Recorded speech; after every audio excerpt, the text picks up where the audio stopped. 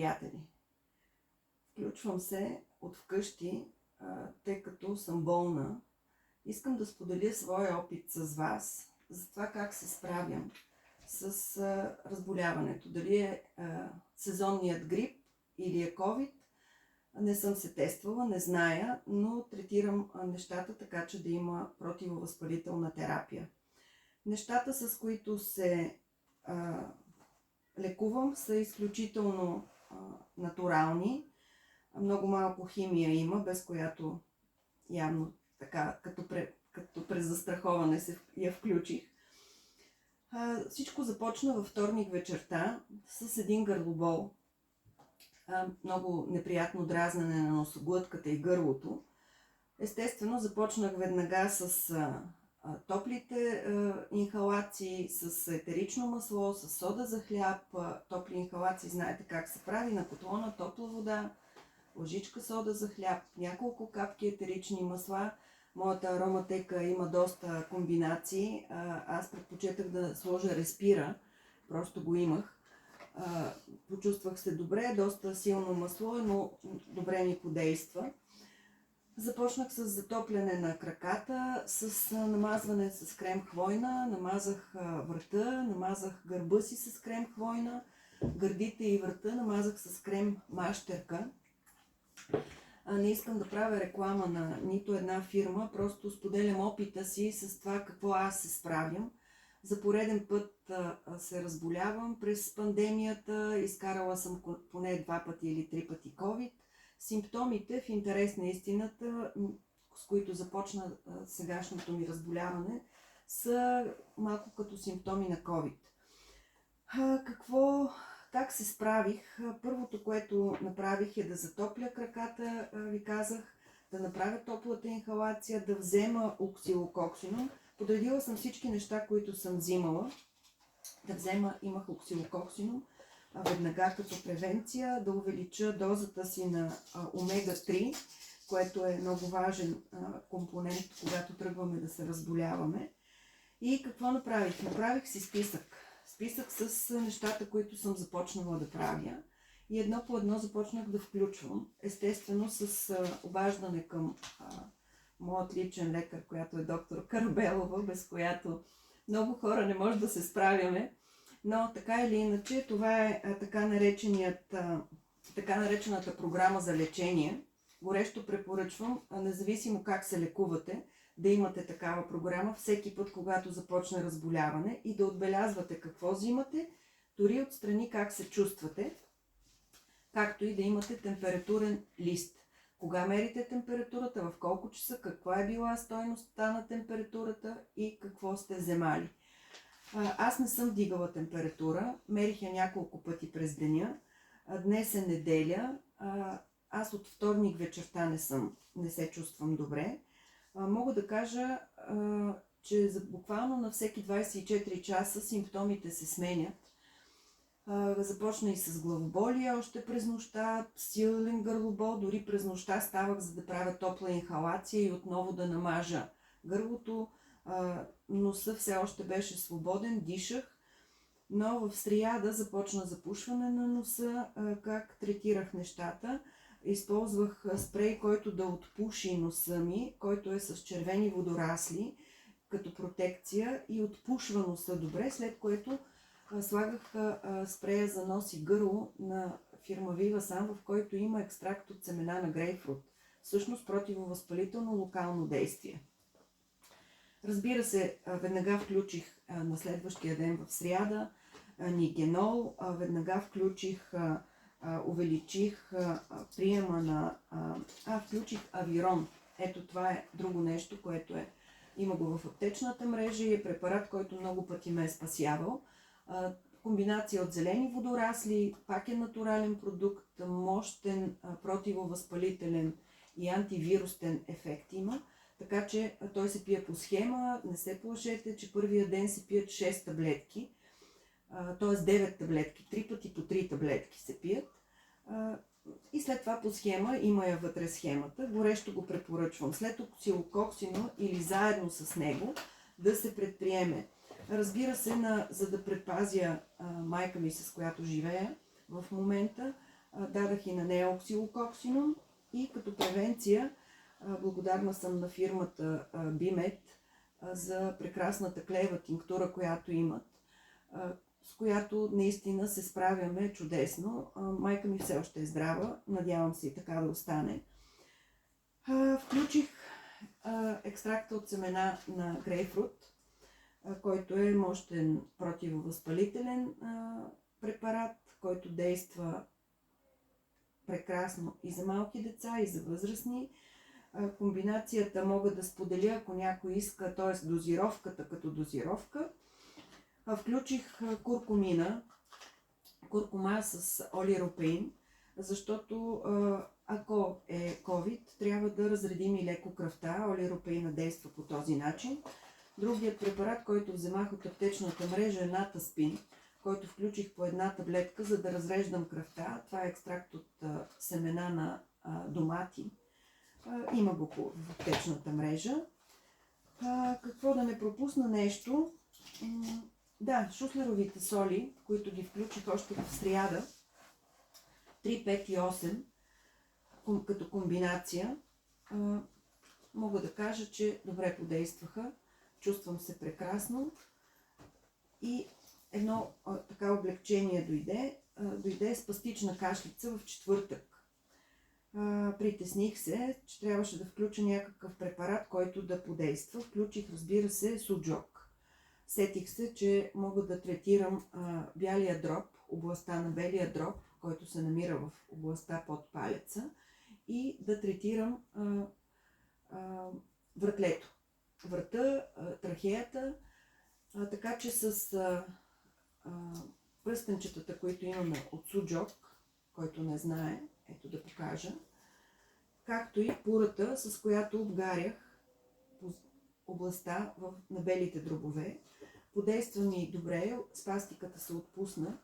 Комбинацията, която направих за гърдите си, намазах гърба си, защото започнаха и болки в костите на гърба, по-скоро гръбначния стълб, ребрата. Изпитвах болка, когато съм в кревата дори. Използвах като обезболяващо крем хвойна. Майка ми намаза гърба обилно, 2 пъти на ден, сутрин и вечер, а пък за гърдите и врата тук, сливиците, лимфните възли, използвах крем мащерка.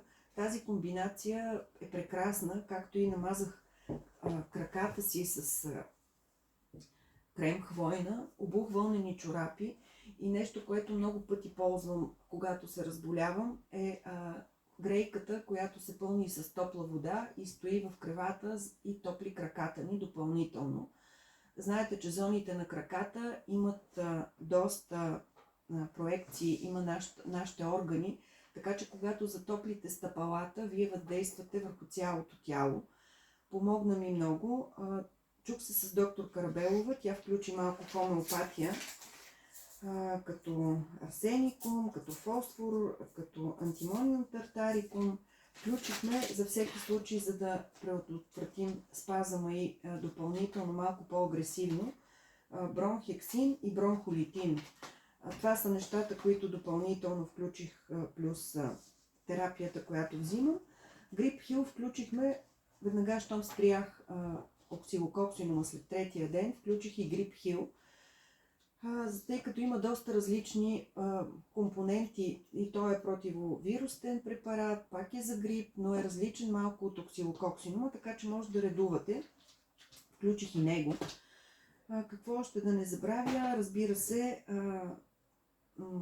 възхищителната смес от етерични масла, която доктор Карбелова преди много време е дала и до ден днешен работи. Аз на моите всички близки съм направила такива разтвори в малко шишенце, взимат се на всеки 2 часа по 5 капки върху захарче, действа облегчаващо на състоянието и вдига много така имунитета.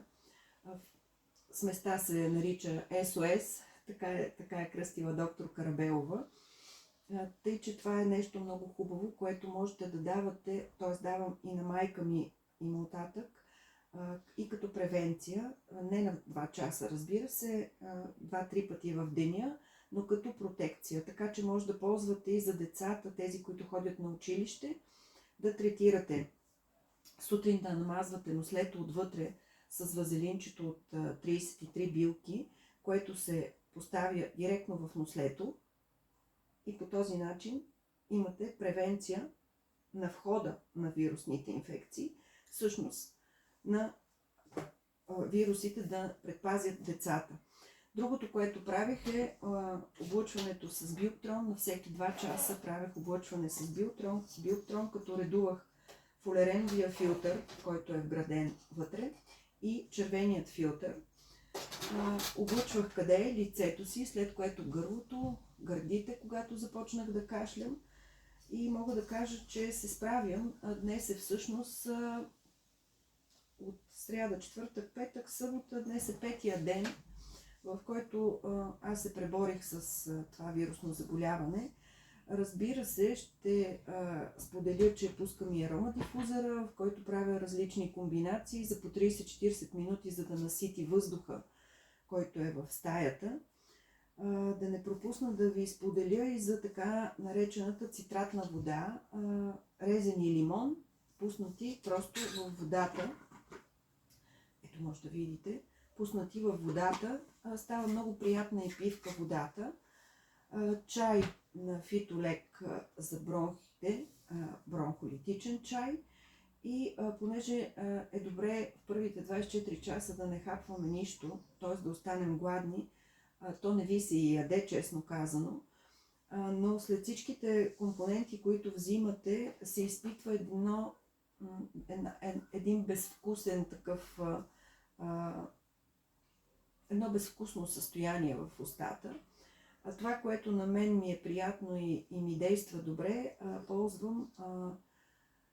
На Vivasan има един прекрасен продукт, който е сол с билки. Билките са различни от нашата шарена сол и наистина действа много добре, дори просто да си го близнете, така, взимайки с лъжичка и просто да близнете. Много приятно се усеща и дава една различна соленост в устата, която също ни помага. Знаете, че в физиологичния разтвор, колкото е сладък разтвор, толкова има и сол, така че е нещо също много хубаво, което аз лично ползвам, когато съм болна. Не забравяйте да мерите и вашето дихателно състояние с оксилометър, за да видите все пак какво е състоянието. И така, аз смятам да си остана вкъщи 7 дни, защото по Световната здравна организация, ако това е COVID, инкубационният период е 7 дни. Препоръчвам на семействата, които имат болен вкъщи, да правят превенцията, когато един човек се разболее и да се пазят, т.е. да си останат вкъщи и да запазват близките и колегите си, с които работят, така че да преминат тези 7 дни.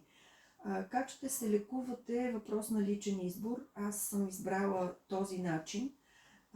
Мога да кажа, че изглежда много. Взимам над 20 препарата.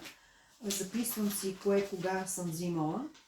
Ако искате да споделя с вас лично някакъв детайл от лечението ми, съм на среща.